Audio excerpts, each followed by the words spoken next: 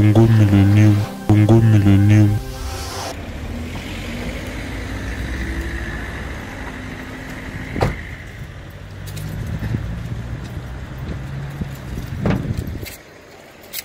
Bonjour, bonjour, bonjour à tous les diasporas congolais, il y a Kisasa, tous les diasporas congolais à Congo Brazza, tous les diasporas, il y a Angola, Oto Sololana, Bino Munogomoko, Français na Lingala.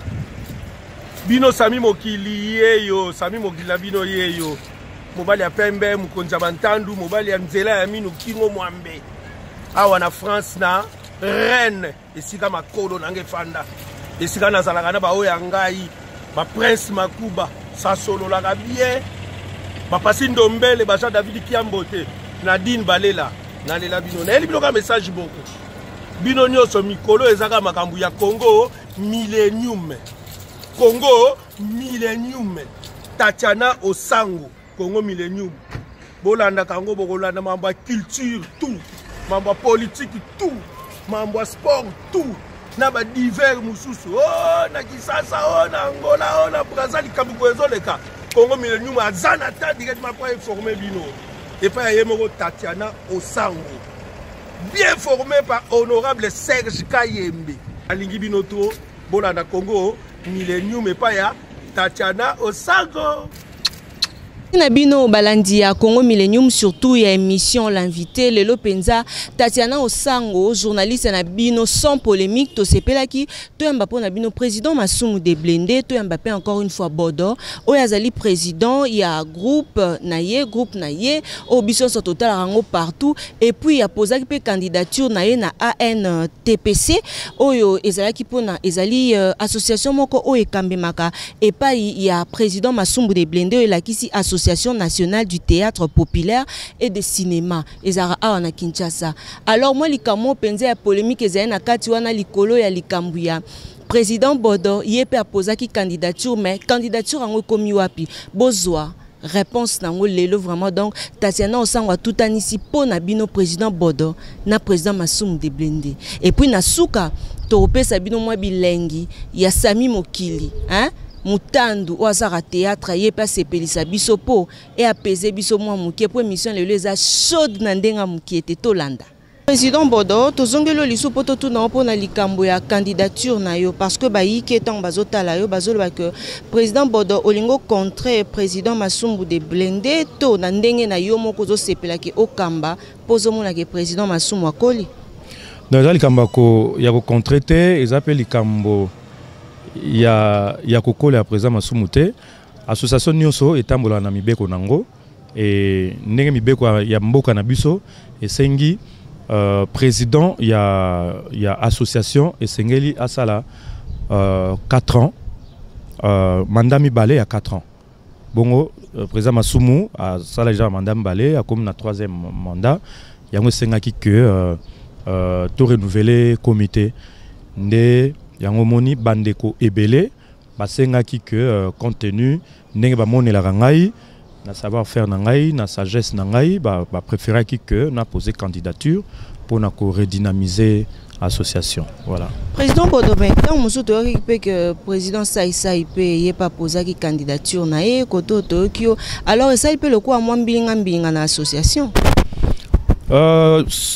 et ko ça mbilinga te association ça appartient à tous les artistes. L'OIP Gesh a posé candidature, Mboutama Seba a posé candidature, Mama Kalunga, Mama Mboudi, ça ne pose aucun problème. Et ça, nango makamambilinga mbilingate. Donc président Bodo, on va rappeler un jour ça la politique n'amboko. Na minute au rêve noté. Je préfère servir mon pays sur le plan culturel. Je pense que Moussala Naosala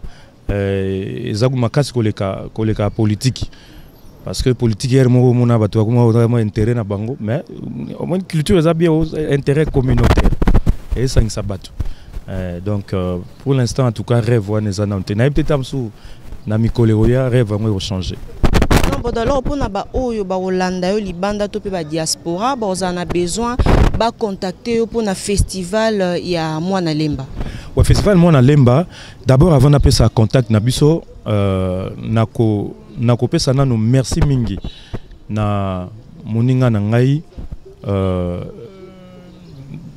Mwadiamvita honorable Mwadiamvita Serge Kayembe parce que tant ayoka ki lisolo wana andimi entreprise naie société naie Baraka Télévision et sponsorisé événement wana. Oyebi Serge Kayembe za n'importe qui, c'est un grand homme de la culture.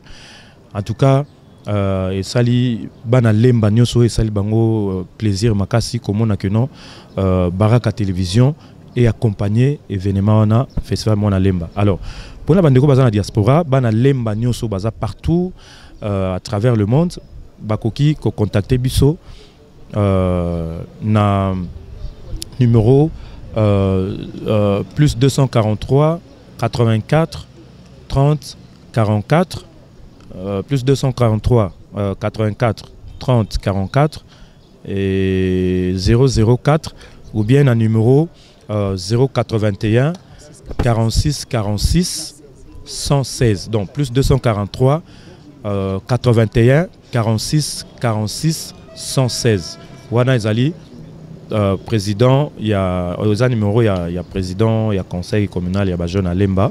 Et puis le premier numéro, il y a un numéro nanga, beaucoup contacter Bisso pour la contribution à Bino, pour la conseil à Bino et ça la bien. Parce que évidemment, c'est vraiment très riche parce que au-delà, il y a exposition, au-delà, il y a conférence, au-delà, il y a spectacle, il y a jeu concours, toko décerné, prix au Bengi.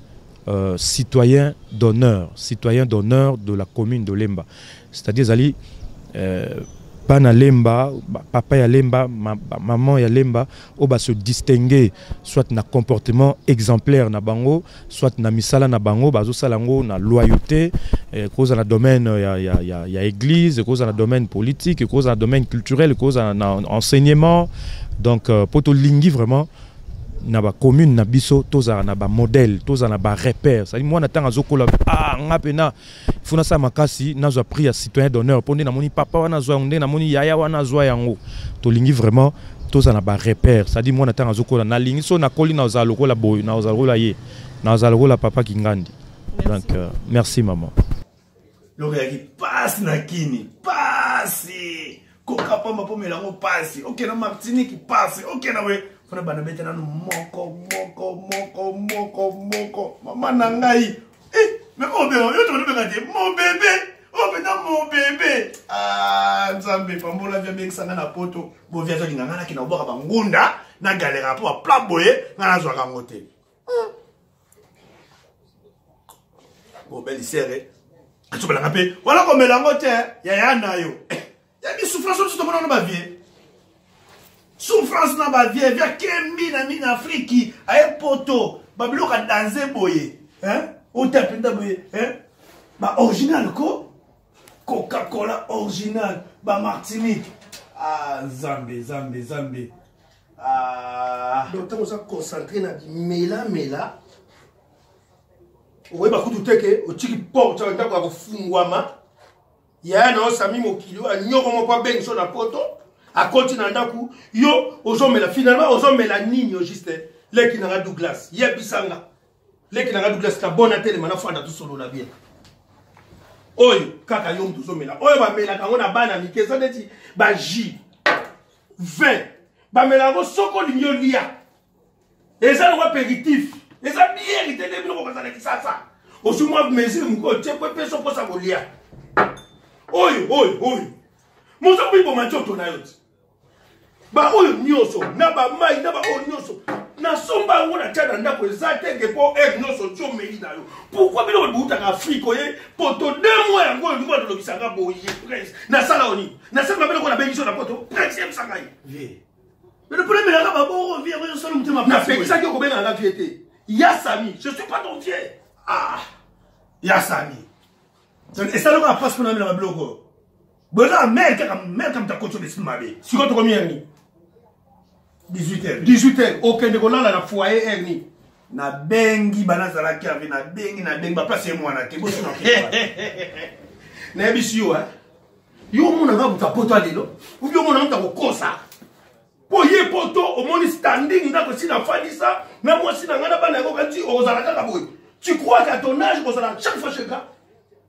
Moi ton grand frère quand je suis arrivé ici en Europe, na la rappelle ba 15. Et sa formation monde na sala. Bato nyoso yo yebi na poto ba camarade na ngomona kaka tongo midi pourquoi. Watamula na Jeep Nissan. Presse Makuba. O ba yembeli nzembo kitoko na finit cherry finit. Yepe alala na sa 15. Ah bon? Pasindo mbele. Maboke balbonège. Jean-David Tiambote. Balala bamono sur la 15. Nadine Balela. Alala na sa 15. Si qu'on a fait battre. O ligino sous sa 15. Bon, tellement.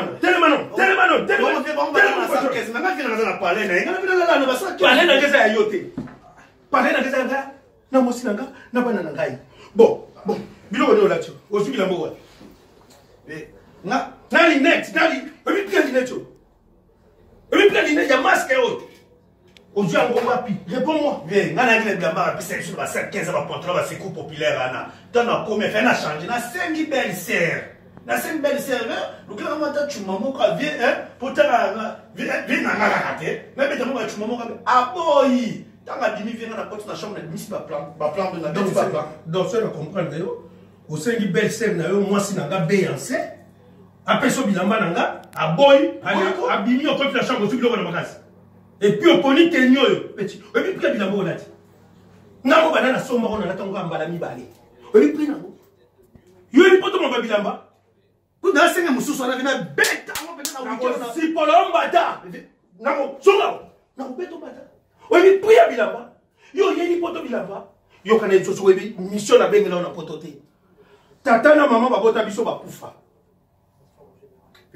Douglas, yo kana yo papa. Tobota ma 9. Mibali misatu basi 6. Bana bande ko na biso so basi wana bana nyoso bobota biso ndeba noko na bango. Il faut tout ça les fort tout ça na moi loko na vie poto batela bande ko na biso basi.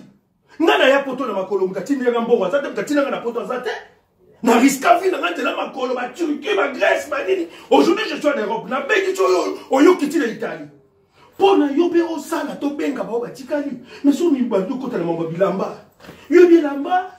Papa emba sana bato ndima na Paris, ndima na Belgique, ndima na Londres. O yo ka ba saper. Ba vrai saper o yo ka ba ganga kana. Bazana mbongo po la mesa cher. Kendi kolala na foyer le kinanga ilo binzamba pambola yo ozo mukanda osala vie na yo et puis ozo ba que madame na sani. OK. Oya alcoolo moi c'est na pour moi c'est franchement ba caractère na c'est pas en hauteur pour ya parler vie nanga ya te sala mela boye adolo bela nga foti kama sangana ya mobile nanga ya mona repe momi ah ya mona repe momi na ndo so balibo momi na yo so ya mona repe danse beli madame na go so bele momi na yo obele momi. Madame, n'a pas besoin de momie. You don't sell me. You don't sell me. This is your name. Mira okoya vie. Mira okoya vie. Olobi. Et puis le boka bengunda vie. Mira okoya. Olobi. Mira okoya. Na kopela pela papa kuno kabisa bango bakitata na kikula na fili. Yo bengela ngambila. Mira okoya vie. Douglas on a bengela poto, Douglas bengela ngambila. Momi na azoloba. Ya like ba momi. Douglas bengela ngambila. Aleki ba momi. Douglas bengela ngambila. Douglas. Na kopela ngambila vie. Kaye. Aleki ba momi bimela bango. Azoloba pa aleki ba momi bimela bango. On peut la marcher ba 20 momi. Hein? Ba recette ba 20 momi ba parole ba 20 momi. Azoloba.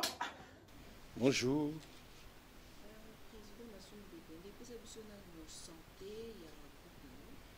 Groupe Nanga Théâtre Plus, toujours préparé 30 ans pour le mois de mai. Oui, on a fêté 50 ans de pratique théâtrale dans le mois de juin, on a parlé du peuple. Année passée, maintenant toujours fêté 30 ans à Théâtre Plus. En tout cas, toujours ça l'effort pour que tous là, si pas la meilleure troupe, de continuer, que vous là, ou parmi les meilleurs, en tout cas, pour batunio sur balandarabiso, ils ont conduit, travailleurs, étudiants, ménagères, batunio so, ça la retrouver grâce à thème, pe na conseil na ndenge toujours ça la musala na biso.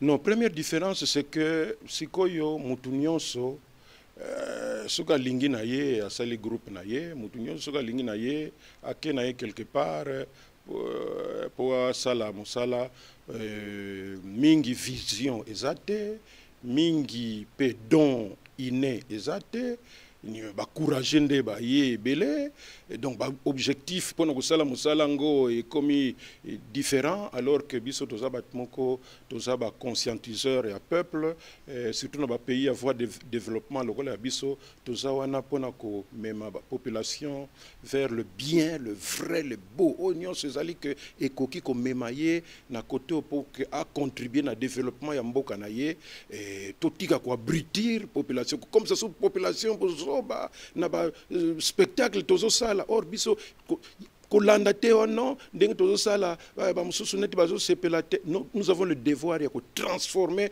positivement population na biso même na ndenge ya ko apprécier qualité ya eloko. Il faut éviter populisme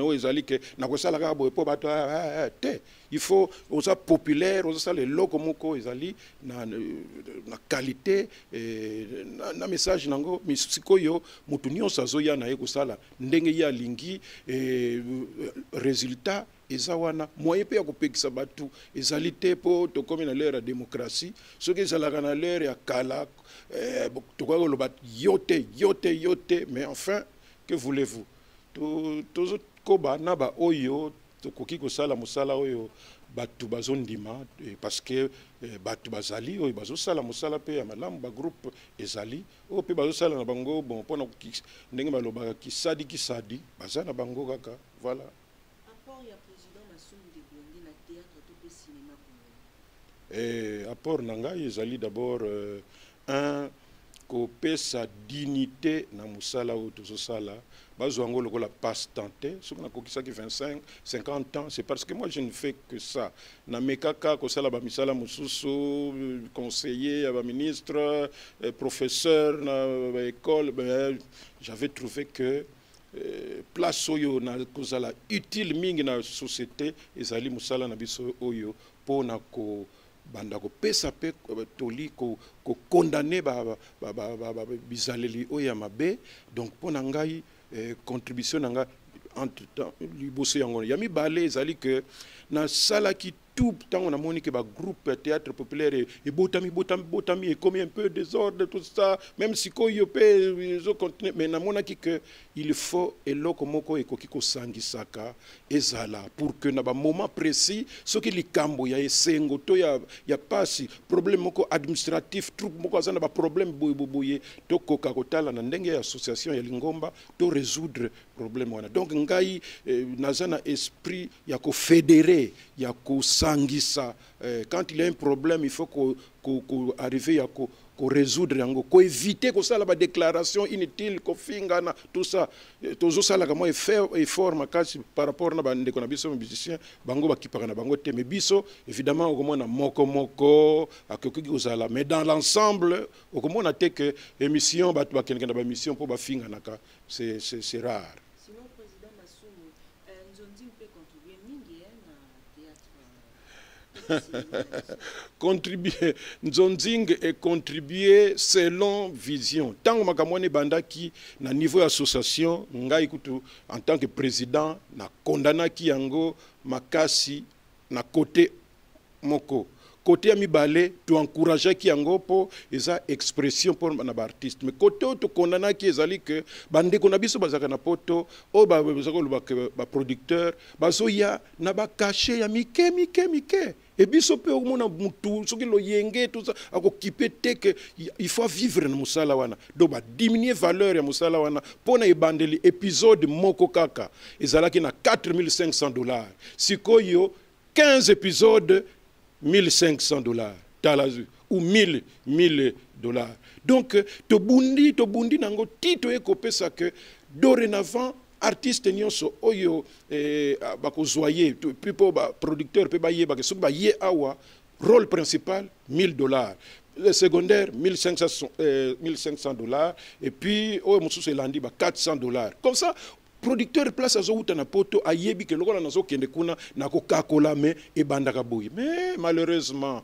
biso moko mona soki mutu aye ah non nga na senga na ngai loko te pesa nga kaka role il paraît que komi ndenge pour que marketing batu na poto soka za mwasi poazo mobali na poto soka za mobali poazo mwasi na poto donc komi ndenge wana musala na biso e diminuer ba internet sikoyo omona bakosalisa batu nazo enfin nazo yoka mawana ndenge nanga ponga banda banzonzingi na sala kango te po nakoki nanga ko débrouiller awa ndenge to salaka bato pe bakopesa nga code bazana bango awa mais na ndenge moko ya bien sans que na boma nzoto ndenge bokosala 15 épisodes ya 1 heure mutuana akotinda kaka $1000 $1500 bato bako utiliser kuna une trentaine et puis bako déterminer oyo kamwa 1000 wana mais bozo sala ngona kilo yenge demain soki libumu esui ata 1000 francs ya pamba kosomba kisi ezate ba l'action na TV artiste boy libumu ezo soit bokotizele mbongo parce que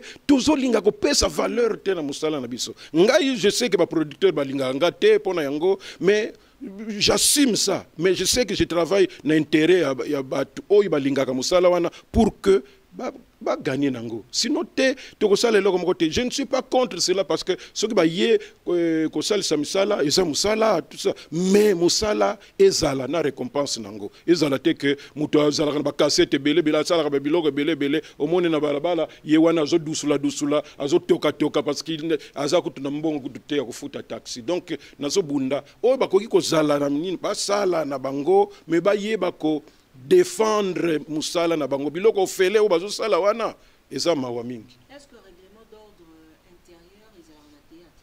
Règlement d'ordre intérieur ezali ndenge na uto koloba na yo to sala ki séminaire mobimba je crois il y a 3 jours dans salle du zoo pour na ko étudier kaka problème oyo et puis to se metaki d'accord to zwa ki mibeko to tina ki même na ministère ya culture et art les artistes qui veulent bien raisonner ba yebi yango soko zwi bangalufar ba ilombe ba bodo ba tout ça bakozala na biloko wana te mais oyo bazo yana ba objectif mususu ya komi lakisa ou bien peut-être que ya mona kakiawa na Congo mwasi ya kitoko aza te pozo mwasi ya kitoko ya poto akosala yango mwasi oyo komona kina kini awa mibali ya kitoko baza te tout ça ye akosala yango mais objectif ekozala wana te objectif il faut vraiment ezala que bande konabiso ya poto basala quand même effort parce que bazo zuila yango mbongo moi je ne suis pas contre non moi je défends seulement les intérêts ya artiste batikande ko salisa ba artiste misala ya ndengwana bango moko na poto kuna bazali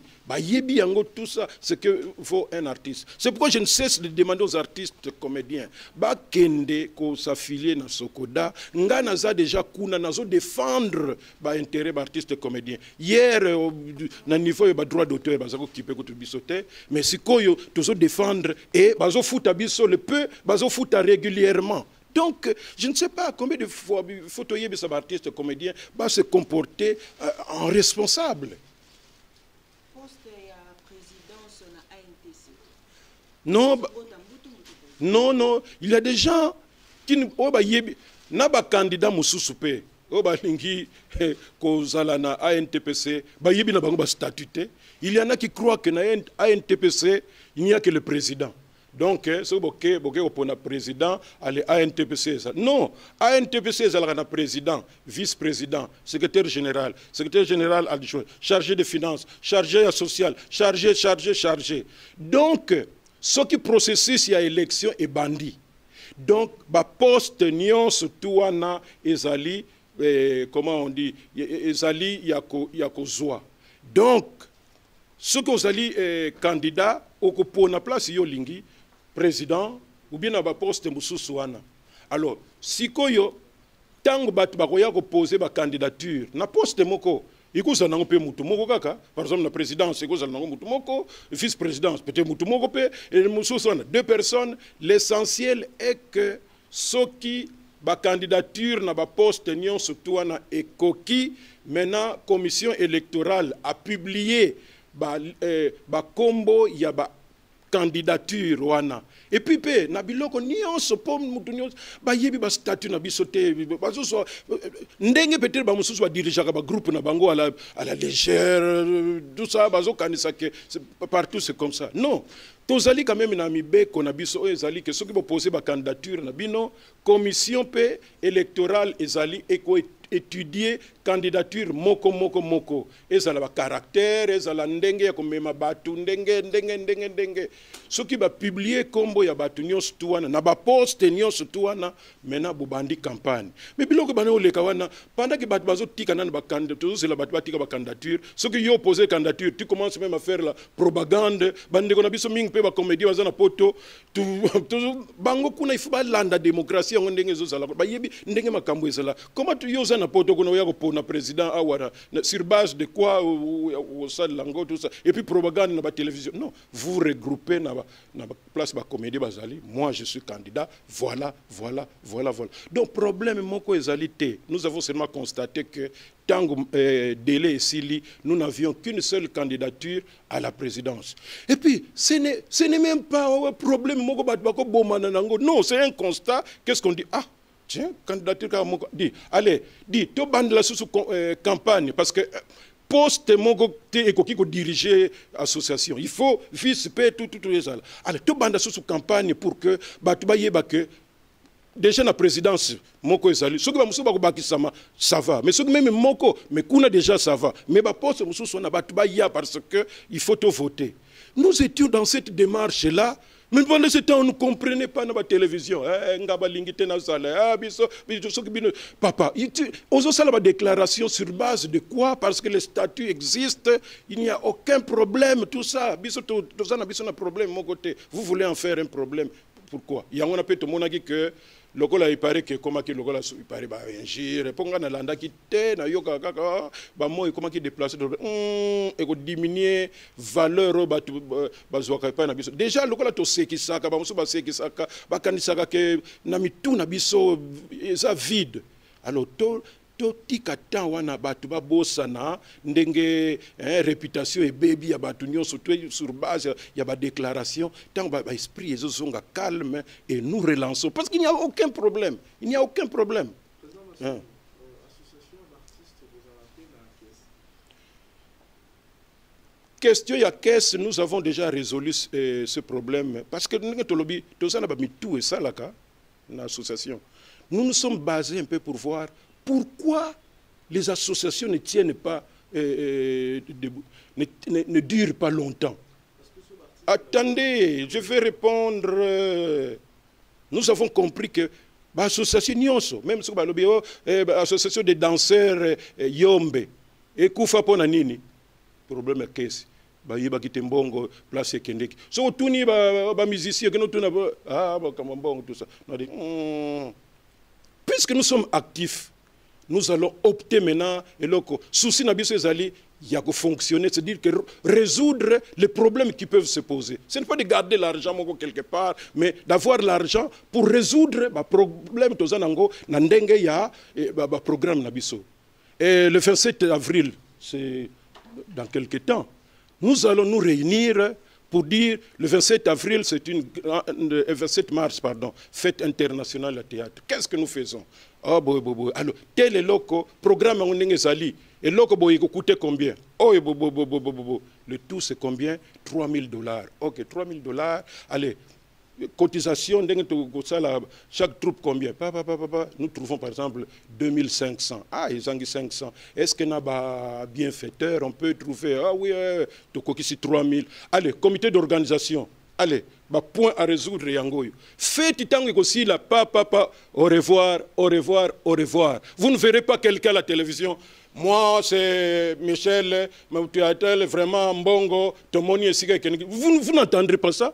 Tina moment où nous loba que nous luka mutumo ya loba na yoke non bambongo moko ezalaki qu'on n'a pas vu. Alors nous avons essayé de quand vous dirigez faut pas suivre n'importe biso de la démocratie à poto ce que banine tout ça vous adaptez makambo ezali que beaucoup qui kozala na moins de problèmes Et nous avons moins de problèmes. Je peux aller na hotel na balabala bon tia téléphone ouvert batunios baya di masumu là allez bo ba yebike alia kimbongo artiste allez bo loba tout ça. Vous n'entendrez pas ça. C'est-à-dire que quand vous dirigez tika ba sentiment ba nini tout ça. Tia bo moto ensemble na nini oh, c'est l'idée à caisse, c'est une très bonne idée. Mais dans une conjoncture comme la nôtre ici, bon, ça n'a caisse. Mais Moutou a un mot de dana, papa, qu'il pouvait soigner à partir de fois Mokoboye. Et ce que vous pouvez peut-être que si là qui Moutou a après, ah non, ah, homoni. Vous créez des problèmes pour rien. Nous n'avons pas de problème à cause de ça. À cause de cette démarche, on peut tout dire, même tout ce qu'il y a la caisse où il y aura des millions, qu'il commence à faire ça d'abord. Il y a un total, il y a un ce qu'on fait là, bureau, ce qui est en marbre, là qui sont nos bureaux, il y a marbre, ce qui est ça, là, ce qui est là qui sont nos. C'est-à-dire qu'il faut être un peu humble dans la vie. Est-ce que tu as déjà dirigé un groupe de 10 personnes pour que tu diriger une centaine d'artistes? Ce n'est pas facile. Caractère et l'autre question, c'était laquelle? Il y a des artistes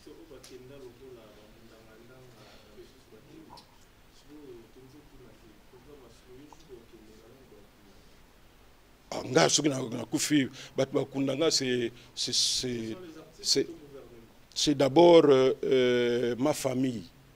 Pour Batumingi Babosanaka, c'est d'abord un problème de la famille. Mingi Babosanaka yango, famille na yonan. D'abord bako kunda yote, bako sa lelo comme côté, ce qui famille a l'obité. Maintenant la famille elle-même, si elle trouve que parce que trouver un cercueil, famille, ce que va organiser. Est-ce qu'une famille peut ne pas trouver un cercueil? Est-ce que Batunyon soyo kundaka kuna oyo kundaka? Est-ce que le gouvernement muta kundaka bango? Est-ce que si comme artiste maintenant le gouvernement kaka kunda? La famille peut trouver un cercueil, peut trouver nécropole, on va trouver corbillard. Mais si le gouvernement a titre de reconnaissance tout ça, ah quand même muto vraiment. Aïe qu'on s'est greffé. Mais il y en a qui veulent l'enfer, vraiment un problème, il y a comme ils sont de responsabilité à famille d'abord. Et le gouvernement ne viendra pas dire oh Kundaye mardi parce que non, la famille va dire non, c'est le samedi. D'abord la famille. Merci beaucoup.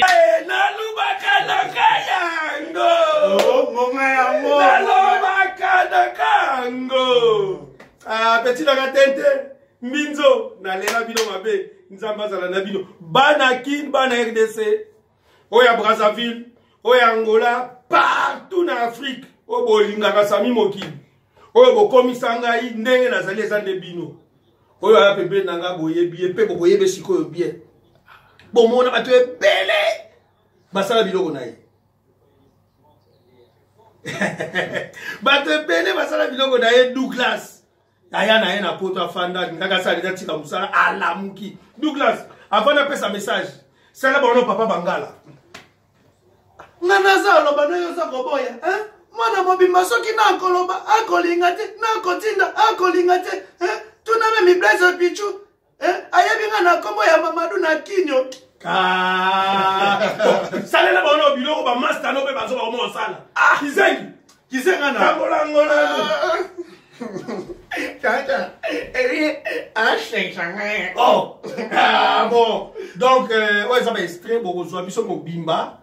À partir du mois de mars, na Baraka TV, et pas ya honorable Serge KMB. Na makasi ya PDG mutu ya mongo ya solo, wazana souche artiste, ma fana nena Afrique du Sud. Comment on est nani? Blaise Ekoutou, Spiritage. Comment on est nani? Blaise Ekoutou, Spiritage, mon kondinzambe ya bana d'Afrique du Sud. Ngaku na baso ya Afrique mobimba. Donc Blaise Ekoutou fana nena Afrique du Sud, afanya talia bi oh. Sami mokili mkonza bantandu mobali ya pembe, mobali ya nzela ya mino. Moninga ya Pasindo Mbele, moninga ya Jean David Kiambote, moninga ya Malbonège, motema ya Nadine Balela, lipasa ya Prince Makuba, nini? Sami mokili ya msheke nazangi lokwa, jua futi bambongo, ndela olba boe, esa futi bambongo, ebele na Baraka TV, ndenge bozomona ngana Douglas we début mars bobando tala biso na Baraka TV mais na fin mars toza na kati ya kina makasi ya Blaise Ekouchou. Ah, Blaise Ekouchou batika yo. Umela papa, umela. Blaise Ekouchou ba. Batika yo umela. Blaise Ekouchou ba. Batika yo umela. Numéro na biso. Oh, nyoso na posa ko solola Sami Mokili. Oh, nyoso na posa ko solola Douglas. Pour na ba pièce tozo banda zo libanga ou bien pesa biso ba conseil. Tozalaka na France. Donc code ya France est 0033. Sikoyo bandi numéro Sami Mokili. 06 29 81 14 52.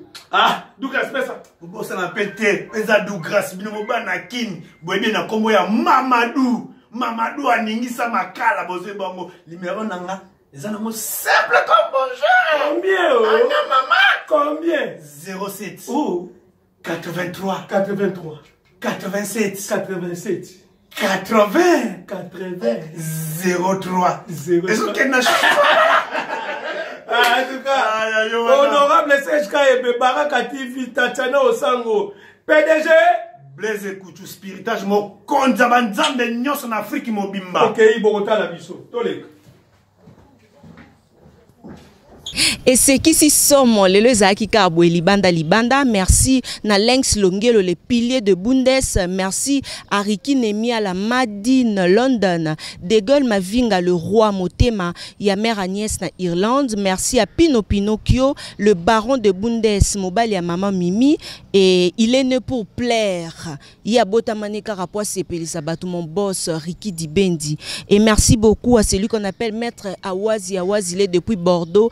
Nazo Ramsale Salema qui toque, soif de servir les autres, on l'appelle Eric Lusandou, autrement dit, hein, le noble pour Naba intime, Motema ya Isabelle Katembo, merci également à Nabino Nyonso, Baibo Messan Dabiso, merci à Claude Ponda les rassembleurs. Tatiana Osang Bibino Nyonso Bayo Bosepelaranga Boye Bake bientôt, to lancer appel mo ya ba publicité.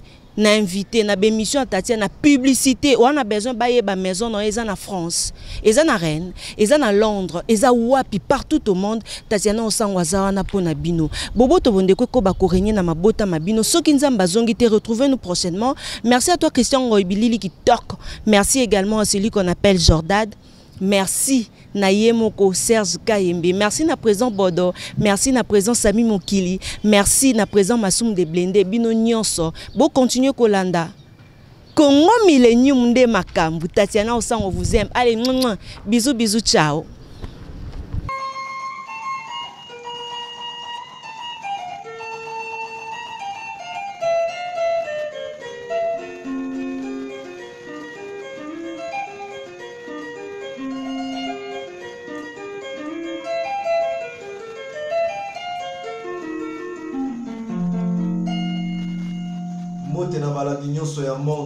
Internaute Nyonso ya monde.